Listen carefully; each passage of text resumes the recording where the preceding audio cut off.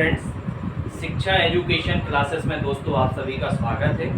आज से ये चैनल कॉम्पिटिटिव एग्ज़ाम में जो विभिन्न स्टेटों के एग्ज़ाम हैं और मोस्टली जो एमपी स्टेट का एग्ज़ाम है उसके लिए ही ये चैनल समर्पित रहेगा। सभी सब्जेक्ट ऑल सब्जेक्ट के जो भी आपके कुछ ऐसे पॉइंट हैं या कुछ ऐसे चैप्टर हैं जो ज़्यादा प्रॉब्लम क्रिएट करते हैं, उन चैप्टर को इस चैनल के माध्यम से सबसे पहले उन्हें डिस्क्राइब किया जाएगा। तो दोस्तों सबसे पहले आप चैनल को सब्सक्राइब कर लें, लाइक करें, अपने दोस्तों के साथ शेयर भी करें। और इसमें आपको इस तरीके का कंटेंट मिलने वाला है जो आपको नॉर्मल देखने में नहीं मिलता होगा, जनरली आपको नहीं मिलेगा। बुक्स में भी क्वेश्चंस आपको रेयर मिलेंगे।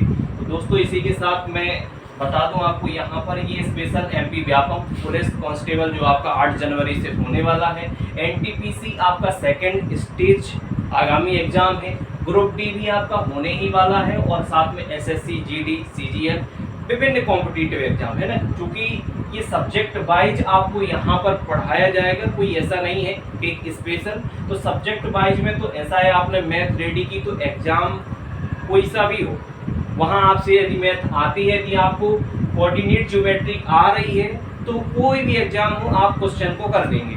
तो चलिए दोस्तों हम सबसे पहले आज यहाँ पर निर्देशांक ज्यामिति कोऑर्डिनेट ज्योमेट्री शुरू करेंगे। क्योंकि कोऑर्डिनेट से क्वेश्चंस इस तरीके के आते हैं कि क्वेश्चन बहुत हल्का होता है, बहुत आसान क्वेश्चन होता है, लेकिन यदि आपने वहां तक सिलेबस नहीं पढ़ा, यदि आपने कोऑर्डिनेट बिल्कुल भी नहीं देखा तो फिर आपसे क्वेश्चंस नहीं बनता है। तो चलिए दोस्तों इसी के साथ सबसे पहले हम यहाँ पर आज निर्देशांक ज्यामिति को समझेंगे। देखो इसमें होता क्या है, हमने 9th 10th में ही ये पढ़ा हुआ है ना। एक्स अक्ष ऊपर मान लेते हैं या कहीं भी मान लो, ये कोई कॉमन नहीं रहता है। 9th 10th में जो हमने पढ़ा सेम वही है। ये y अक्ष हो जाएगा और ये आपका x। अब यहाँ पर जो वैल्यू हम लेते थे 9th 10th में, आप लोगों को याद होगा, मैं केवल ये डिस्क्राइब कर रहा हूँ, बाद में आपको बहुत शॉर्ट में बता दूंगा क्वेश्चन कैसे सॉल्व करनी। तो यहाँ पर पॉजिटिव वैल्यू रहती थी +1 +2, ये 3 4 और नीचे में माइनस वैल्यू रहती थी -1 -2 -3 -4। इसी तरीके से x अक्ष पर भी रहता था, यहाँ पर +1 +2 +3 और यहाँ पर -1 -2 -3। इस तरीके से हमें जितने भी नंबर चाहिए इन्हें हम बढ़ाते जाते थे। अब क्वेश्चन जो एग्जाम में आता है, क्वेश्चन किस तरीके से आता, एक समीकरण आपको दे दिया जाएगा और क्वेश्चन में आपसे बोला जाएगा कि यह x अक्ष से होकर गुजरती है। यदि किसी रेखा का समीकरण x अक्ष से होकर गुजरता है तो उसके निर्देशांक क्या होंगे, उसके निर्देशांक बताने होते। तो यहाँ दोस्तों 2 पॉइंट आपको आज बहुत अच्छे से समझ लेना है ये, क्योंकि यही आपको आगे जाके क्वेश्चंस में काम आएंगे। जैसे जब ये बात आपसे बोली जाती है कि कोई भी रेखा x अक्ष से गुजर रही है, पहली बात तो उसके नाम के आगे रेखा लगा रहता है और रेखा का मतलब है कि कोई बिंदु से यदि एक निश्चित दिशा में कंटिन्यू अगर रेखा खींची जाए तो ये रेखा कहलाती है, लाइन खींची जाए रेखा कहलाती है।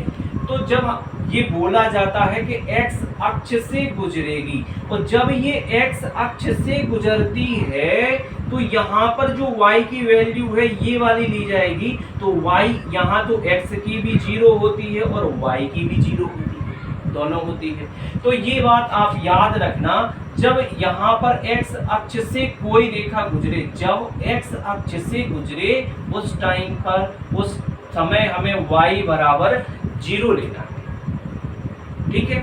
और जब कोई रेखा, जब किसी रेखा का समीकरण y अक्ष से गुजर रहा हो, ऊपर से नीचे इस तरीके से जा रहा हो, अगर y अक्ष से रेखा यहाँ पर गुजारी जाएगी तो फिर x बराबर हमें क्या लेना है, 0 लेना है। अब हम इसी पर 2 क्वेश्चंस करते हैं, यहाँ पे बहुत छोटे छोटे क्वेश्चन।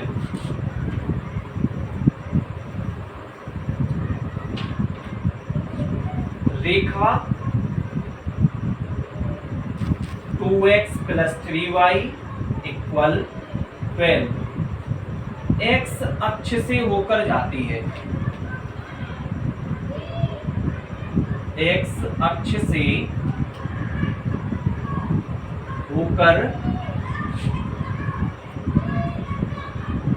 जाती है तो उस बिंदु के निर्देशांक क्या होंगे? उस बिंदु के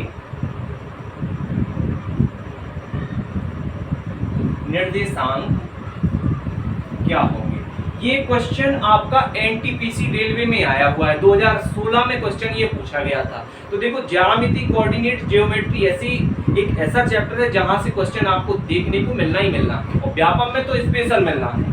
तो देखो यहाँ पर बोला गया है एक्स अक्ष से होकर जाती है, और मैंने अभी बताया, अभी मैंने आपको इसमें बताया कि जब एक्स अक्ष से होकर जाएगी, जब x, इसका मतलब इसको y का कोई भी मान नहीं मिल रहा है, क्योंकि y का जब आप +1 लेंगे तो थोड़ा सा ऊपर जाना पड़ेगा, तो y की वैल्यू इसे क्या मिलेगी? 0। तो जब x अक्ष से कोई रेखा गुजरेगी तो y बराबर हम क्या लेंगे? y बराबर ले लेंगे 0। y बराबर 0 लिया। अब हम यहाँ पर वैल्यू पुट अप कर देंगे, 2x + 3y बराबर में 12।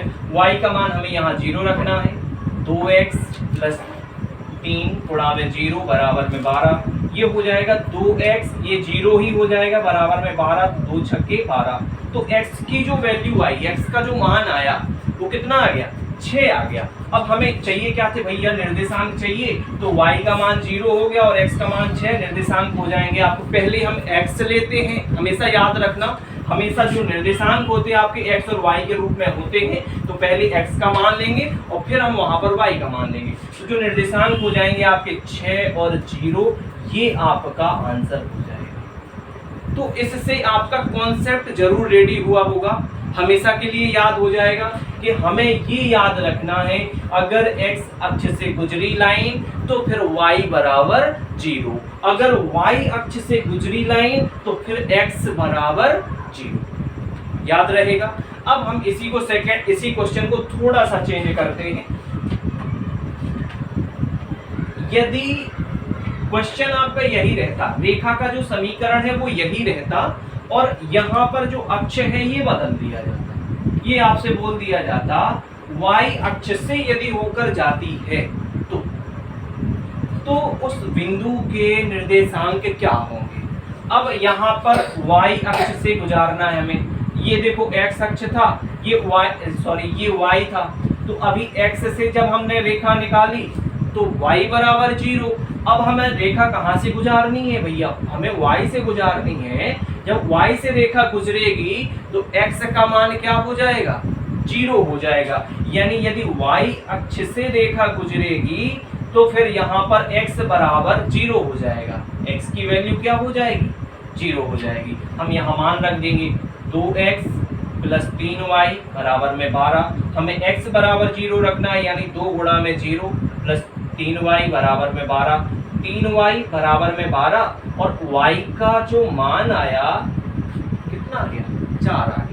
तो यहाँ पर जब हमने y अक्ष से होकर गुजारा तो x का मान 0 रख दिया, तो y का मान कितना? अब यहाँ पे हमें निर्देशांक आपको वैसे ही बताने जैसे हमने बताया अभी कि पहले आप x का मान बताएंगे और बाद में y का मान बताएंगे। तो x की वैल्यू हमने क्या रखी यहाँ पर? 0, और y की वैल्यू क्या रखी? 4। तो ये आपके x का मान 0 रखने पर y का मान 4 आ गया। तो ये जो निर्देशांक होंगे वो हो जाएंगे आपके 0 और 4। ये मैंने आपको x अक्ष से गुजरने वाली रेखा का समीकरण और y अक्ष से गुजरने वाली रेखा का समीकरण बताया है। कल मैं आपको इसी क्लास को कंटिन्यू करते हुए, और ये रेगुलर क्लासेस रहेगी, आप चैनल को सब्सक्राइब कर लें, आपको बहुत अच्छे आगे क्वेश्चन देखने को मिलेंगे, ये मेरी गारंटी है ना। यदि किसी प्रकार की कोऑर्डिनेट से रिलेटेड आपको कोई प्रॉब्लम है तो आप कमेंट सेक्शन में जरूर बता दिया करें, मैं आपको जरूर उसका रिप्लाई दूंगा या नेक्स्ट क्लासेस में उससे रिलेटेड क्वेश्चन कराऊंगा। आज मैं केवल आपको इंट्रो कराने के लिए ही मैंने आज ये लेक्चर अपलोड किया हुआ है, तो इसके आगे मैं आपको कल बताऊंगा कि यदि कोई भी समीकरण y अक्ष के समांतर है या फिर x अक्ष के समांतर है तो इनके समीकरण क्या होंगे या इनके निर्देशांक क्या होंगे, ये मैं आपको कल की क्लास में समांतर वाले, कटान बिंदु वाले सारे समीकरण बिल्कुल पूरे डिस्कस किए जाएंगे। धन्यवाद आप सभी का बहुत बहुत। चलिए मिलते हैं अगले क्लास में।